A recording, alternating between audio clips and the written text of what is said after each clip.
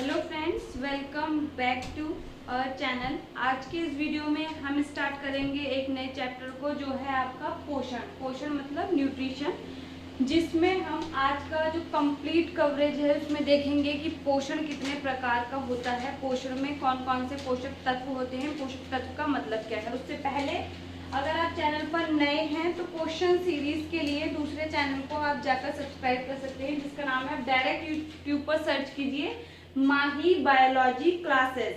Otherwise आपको जो है कमेंट बॉक्स में भी इसका लिंक मिल जाएगा, वहां पर आपका क्वेश्चन सीरीज चल रहा है, जो आपका चैप्टर वाइज क्वेश्चन सीरीज है। हम टॉप 100 सेल जो चैप्टर करा दिया है उसके क्वेश्चन को सॉल्व कर चुके हैं। तो देखिए, किसी भी चीज को आप अच्छे से पढ़ते हैं, बहुत अच्छे से उसकी थ्योरी आपने की है, वो तब तक वेस्ट है जब तक आप उसके क्वेश्चन नहीं लगाते, एमसीक्यू सॉल्व नहीं करते। तो क्वेश्चन सॉल्व करना हर चैप्टर से जरूरी है, और एक जरूरी है कि आप अपनी स्ट्रेटेजी को इस तरीके से लेके चलिए कि आप क्वेश्चन के साथ रिवीजन सब कुछ एक साथ कीजिए। जो चीजें चैप्टर में छूट जाएंगी उन चीजों को हम आपके कहाँ पर कवर करेंगे, आपके क्वेश्चंस में कवर करेंगे। आज का जो चैप्टर है वो है पोषण, आपका न्यूट्रिशन। पोषण में देखिए, अब बात करते हैं कि पोषण किसको बोलते हैं। पोषक तत्व जो होते हैं उनसे हमें पोषण मिलता है। पोषक तत्व क्या होते हैं, आपको पता है हम एनर्जी के लिए क्या खाते हैं, फूड खाते हैं, भोजन लेते हैं। अब भोजन के जो मुख्य अवयव हैं, यहाँ से दूसरे चैप्टर भी कनेक्ट होते हैं। पूरी बायोलॉजी ही ऐसी है कि आप एक चैप्टर से दूसरे चैप्टर को कनेक्ट कर सकते हैं। जो हम भोजन लेते हैं उसके मुख्य अवयव क्या है, आपका कार्बोहाइड्रेट, प्रोटीन और वसा। ये क्या होते हैं अभी हम पढ़ेंगे, तो घबराने की जरूरत नहीं है। ये क्या है, आपके भोजन के मुख्य अवयव हैं, जिसमें कार्बोहाइड्रेट आपको ऊर्जा देने का काम करता है, प्रोटीन आपके ऊतकों की मरम्मत करता है और आपके शरीर में वृद्धि का निर्माण करता है। फैट जो है वो ऊर्जा का संरक्षण करके रखता है। इमरजेंसी में जैसे फास्ट वगैरह जो लोग रखते हैं उसके लिए क्या है, फैट जरूरी होता है। उस टाइम पर जो एनर्जी मिलती है वो कार्बोहाइड्रेट से नहीं मिलती, क्योंकि आपने फास्ट रखा हुआ है, वसा से ली जाती है, ठीक है। बाकी फैट जो है आपके शरीर में और भी बहुत सारे काम करता है। जैसे आप देखेंगे आपके ऑर्गन जो होते हैं उनको बाहरी जो है दबाव से बचाता है, आपकी स्किन को, आपके बहुत सारे, आगे हम अच्छे से बात करेंगे, ठीक है। तो भोजन के मुख्य अवयव कौन से हुए, आपका कार्बोहाइड्रेट, प्रोटीन और वसा।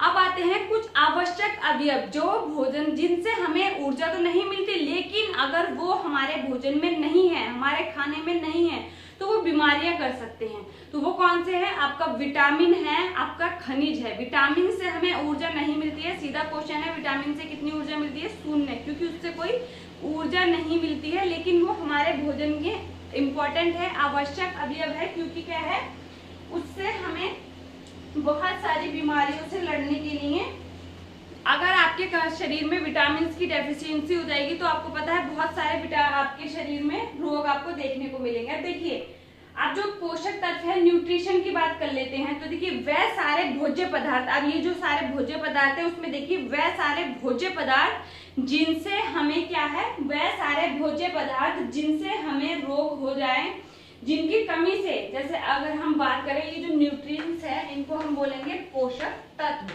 तो पोषक तत्व क्या होते हैं, तो पोषक तत्व वो हैं जिनसे हमारे शरीर में कोई रोग उत्पन्न हो जाए, जिनकी कमी से, वो क्या है, पोषक तत्व। कहाँ से मिलते हैं, भोजन से मिलते हैं। क्या प्रोसेस चलता है ये पूरा देखेंगे हम। तो न्यूट्रिशन में आपको, पोषण में आपने न्यूट्रिएंट्स याद रखने हैं। पोषक तत्व क्या होते हैं, वह सारे भोज्य पदार्थ जिनकी कमी से हमारे शरीर में कोई रोग हो जाए, वो क्या है, आपके सारे पोषक तत्व है।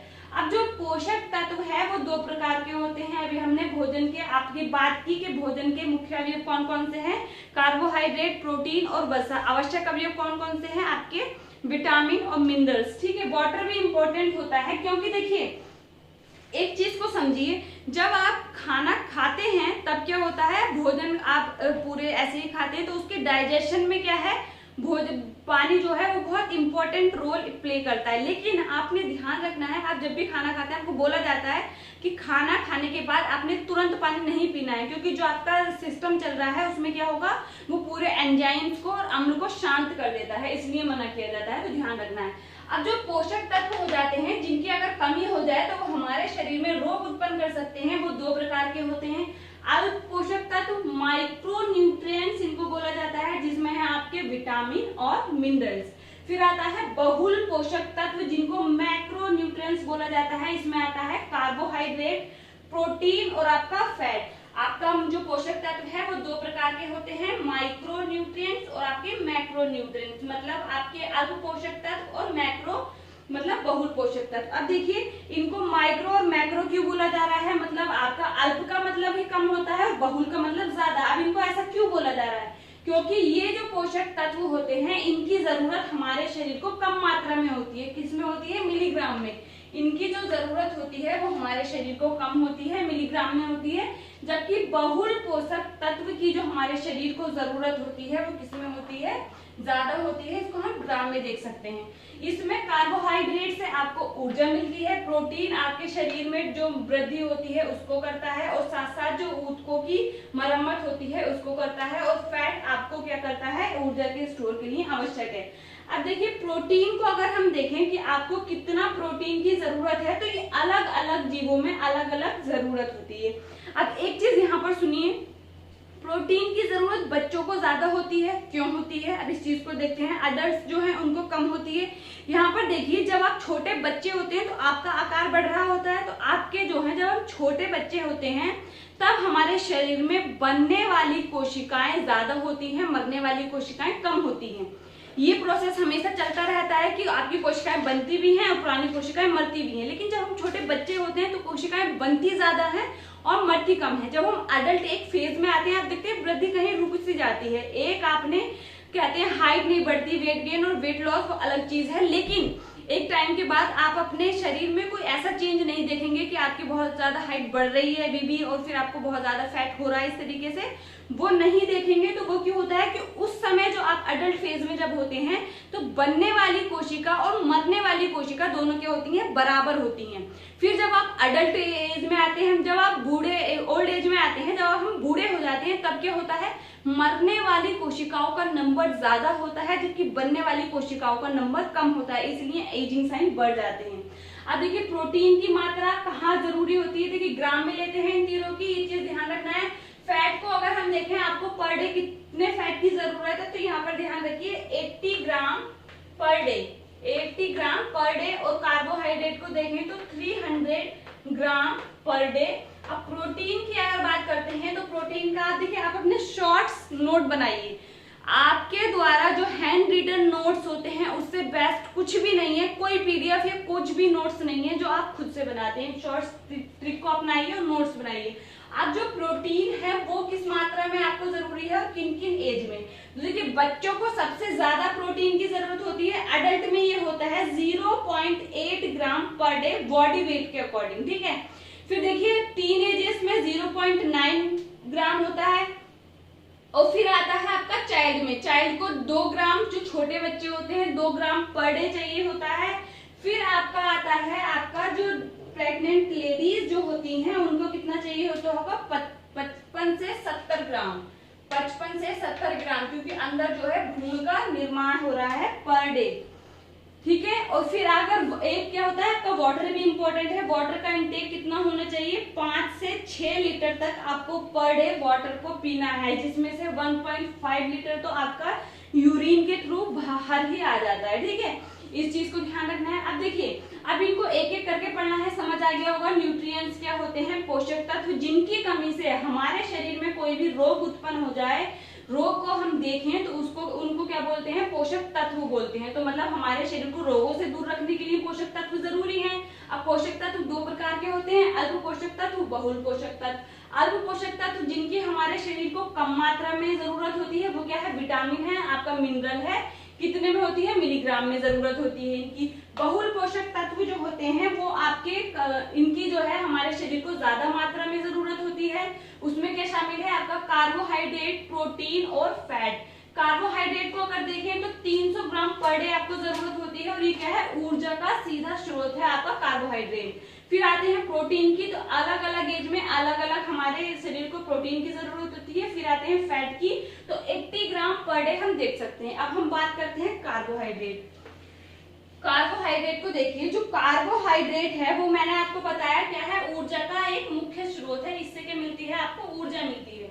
तो ये कार्बोहाइड्रेट जो है वो किससे मिलकर बना होता है, तो ये क्वेश्चन भी है आपका।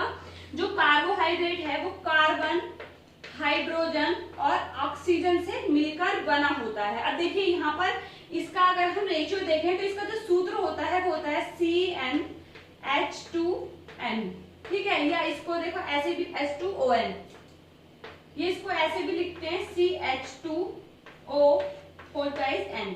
तो यहाँ पर देखिए मतलब एक सिंगल कार्बोहाइड्रेट और आपका जो हाइड्रोजन है उसके 2 अणु और फिर आता है आपका ऑक्सीजन। अब यहाँ पर रेशियो अगर आपसे पूछा जाए कि आपके जो कार्बोहाइड्रेट है वो किससे मिलकर बने होते हैं, कार्बन से मिलकर बने होते हैं, हाइड्रोजन से मिलकर बने होते हैं और ऑक्सीजन से मिलकर बने होते हैं।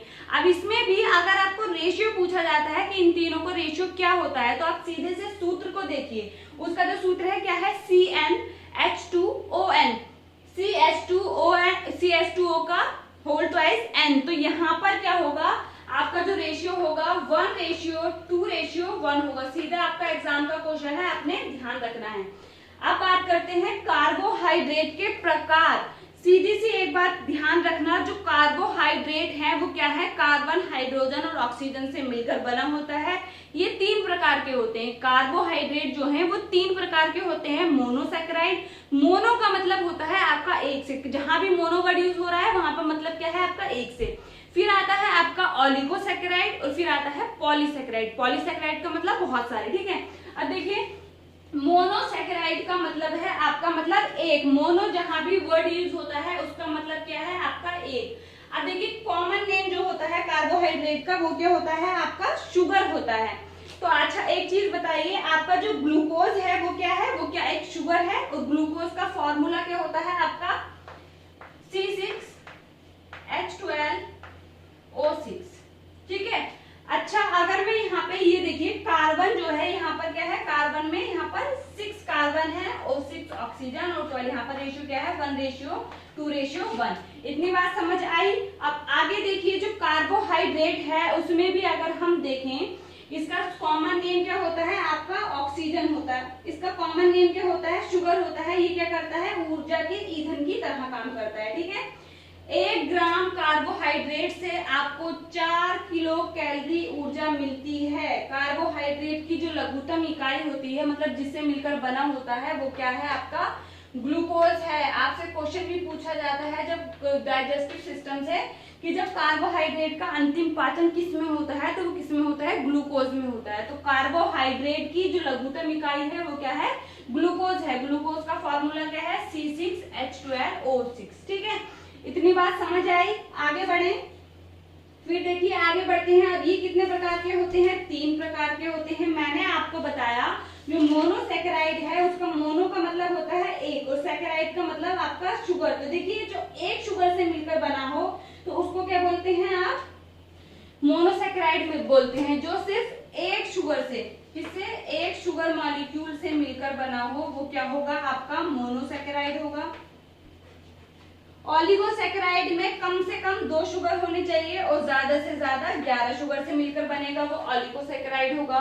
पॉलीसैकेराइड मतलब 11 के बाद 11 से कम आपके और फिर इन्फिनिटी तक, अनंत तक आपके कितने भी शुगर मॉलिक्यूल हो सकते हैं। समझ में आया कार्बोहाइड्रेट के प्रकार, मोनोसैकेराइड, ऑलिगोसैकेराइड, पॉलीसैकेराइड। अब आपके मन में आ रहा होगा इनके कुछ एग्जांपल भी होंगे, ऐसे कैसे पता चलेगा मोनोसैकेराइड कौन सा है, ऑलिगोसैकेराइड कौन सा है और पॉलीसैकेराइड कौन सा है। तो देखिए आगे बढ़ते हैं, मोनोसैकेराइड के देखते हैं। जो ऐसे कार्बोहाइड्रेट जो सिंगल शुगर से मिलकर बने होते हैं क्या कहलाते हैं, मोनोसैकेराइड कहलाते हैं। ऐसे जो आपके शुगर होते हैं, ऐसे कार्बोहाइड्रेट जो सिंगल शुगर से मिलकर बने होते हैं वो क्या कहलाते हैं आपके मोनोसैकेराइड कहलाते हैं। आगे बढ़ते हैं, इसका एग्जाम्पल देखते हैं। मोनोसैकेराइड क्या है, जो सिंगल शुगर से मिलकर बने हैं, और आपका ऑलिगोसैकेराइड जिसमें कम से कम 2 और अधिकतम 11 शुगर मॉलिक्यूल होंगे, और उसके बाद क्या है पॉलीसैकेराइड, कम से कम 11 और ज्यादा से ज्यादा कितने होंगे, इन्फिनिटी तक होंगे, ठीक है। तो मोनोसैकेराइड क्या है, जो एक सिंगल शुगर से मिलकर बने होते हैं। मोनोसैकेराइड का अगर एक विशिष्ट प्रकार देखें तो वो क्या है, D glucose.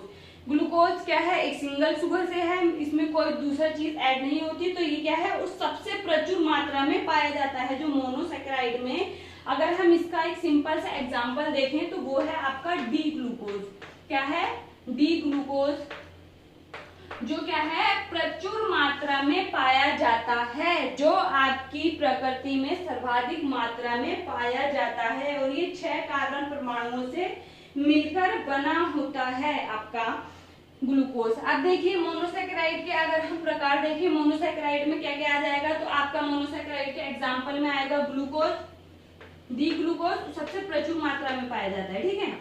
Glucose, fructose, fructose जो है इसको आप सबसे मीठी शर्करा बोलते हैं। ये क्या है, सबसे मीठा इसका स्वाद होता है और ये क्या है, फलों में पाया जाता है। फलों का जो मीठापन होता है वो इसी के कारण होता है।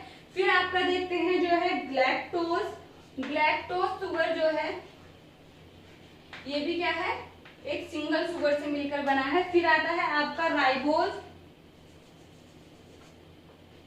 फिर आता है आपका राइबोज, राइबोज किसमें पाया जाता है, आरएनए में पाई जाने वाली शर्करा है। फिर आता है डीऑक्सी राइबोज, डीऑक्सी राइबोज। ये सीधे से आप नाम याद रखेंगे कि मोनोसेकेराइड के एग्जाम्पल कौन से हैं, ग्लूकोज है, फ्रक्टोज है और गैलेक्टोज है। एक चीज और ध्यान रखनी है, इन तीनों का जो फॉर्मूला है वो है C6H12O6।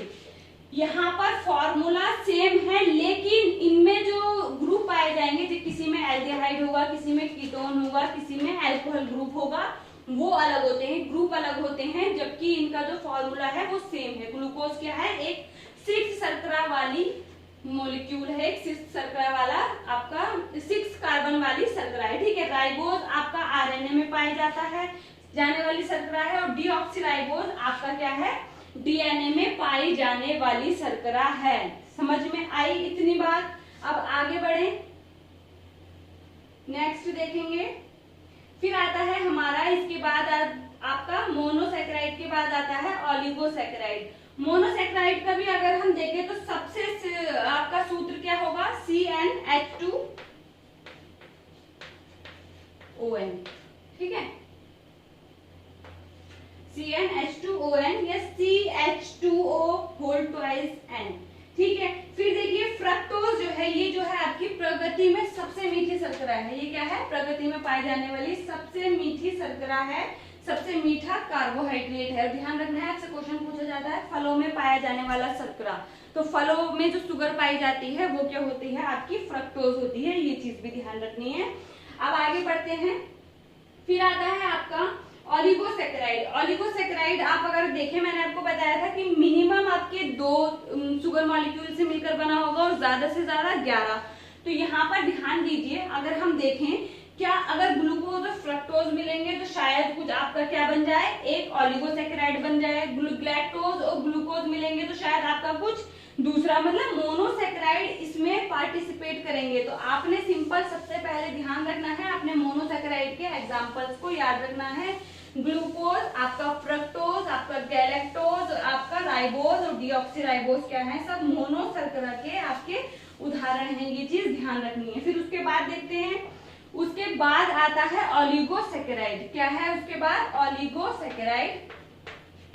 ओलिगोसेकेराइड कम से कम 2 शुगर मॉलिक्यूल से मिलकर बना होता है और ज्यादा से ज्यादा 11। ओलिगोसेकेराइड इसमें क्या है, मिनिमम कम से कम 2 शुगर और 11, 10 ज्यादा से ज्यादा 10, 11 के बाद तो शुरू हो जाता है आपका पॉलीसेकेराइड, ठीक है। तो फिर देखिए आप इसके एग्जाम्पल अगर हम देखें, एग्जाम्पल पर इस कर जाएं कि कोई उदाहरण तो होगा इसका भी। तो देखिए आगे बढ़ते हैं। अगर हम देखें जो सुक्रोज है, जिसमें एग्जाम्पल होगा सुक्रोज। सुक्रोज अभी मिलकर किससे बना होता है, किसी चीज से तो मिलकर बना होगा, तभी ये ओलिगोसेकेराइड में आएगा। तो जो सुक्रोज है वो आपका मिलकर बना होता है ग्लैक्टोज, आपका ग्लूकोज और फ्रक्टोज। ग्लूकोज प्लस फ्रक्टोज से मिलकर क्या बना होता है, ये दोनों मोनोसेकेराइड है और इससे मिलकर क्या बना होता है, आपका सुक्रोज बना होता है ग्लूकोज से और आपका फ्रक्टोज से। फ्रक्टोज क्या है, आपका सबसे मीठा कार्बोहाइड्रेट है और ग्लूकोज आपका कार्बोहाइड्रेट की लघुतम इकाई क्या है, आपकी ग्लूकोज है। उससे मिलकर सुक्रोज बना होता है। सुक्रोज को हम टेबल शुगर भी बोलते हैं। इसको जो घरेलू शर्करा हम चीनी यूज करते हैं वो क्या है, आपका सुक्रोज है, तो इसको टेबल शुगर भी बोला जाता है। ये चीज आपने ध्यान रखनी है। इसको क्या बोला जाता है, टेबल शुगर भी बोला जाता है या फिर घरेलू चीनी भी बोला जाता है, जो चीनी हम यूज करते हैं वो क्या है आपका सुक्रोज है। फिर उसके बाद बात करते हैं लैक्टोज की। जो लैक्टोज है, आपसे क्वेश्चन पूछा जाता है कि लैक्टोज दूध में पाई जाने वाली शर्करा का नाम बताइए, तो वो क्या होता है लैक्टोज होता है। क्या है लैक्टोज है। और किससे मिलकर बना होता है, ये मिलकर बना होता है आपका glucose plus galactose, glucose plus galactose, ठीक है। और इसी इसको कौन किसमें दूध में पाई जाने वाली शर्करा है आपकी। फिर आता है आपका माल्टोज। जो माल्टोज है वो आपका पाया जाता है जो चावल होते हैं, चावल का जो आपने पानी देखा है उसमें क्या होता है माल्टोज मिलता है। और ये मिलकर बना होता है आपका ग्लूकोज के 2 अणुओं से, ग्लूकोज के 2 अणुओं से मिलकर बना होता है आपका माल्टोज, ग्लूकोज प्लस ग्लूकोज से मिलकर क्या बना होता है आपका माल्टोज।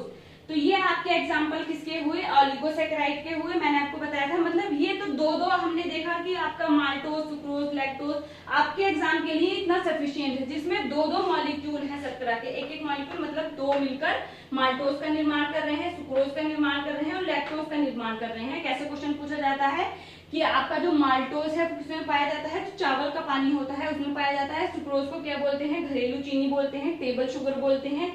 दूध में पाई जाने वाली शर्करा कौन सी होती है, तो वो लैक्टोज होती है, ठीक है।